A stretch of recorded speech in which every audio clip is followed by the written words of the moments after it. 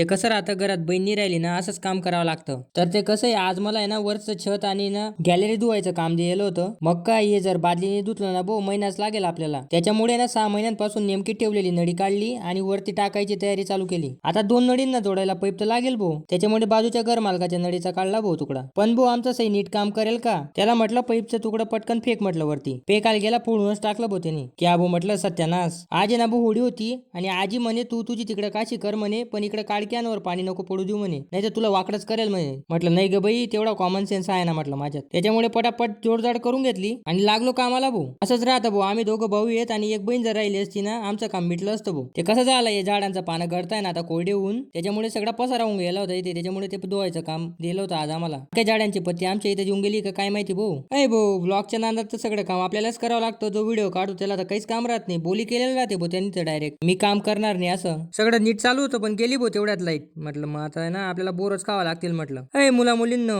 आपल्या वरच्या रूम मध्ये स्टुडिओ बनवायचं का? अरे पण मी तर पुण्यालाच राहतो तिथं जावं लागेल कॉलेज आहे ना आपली. बघू चला नंतर. ते जाऊ द्या मी तुम्हाला साफसफाई झाल्यावर भेटतो. तर साफसफाई पूर्ण चकाचक केली होती भूमी. पण मला एक गोष्ट सांगा तुम्ही तुमच्या घरी कोणतं काम करता कमेंट मध्ये नक्की सांगा बरं.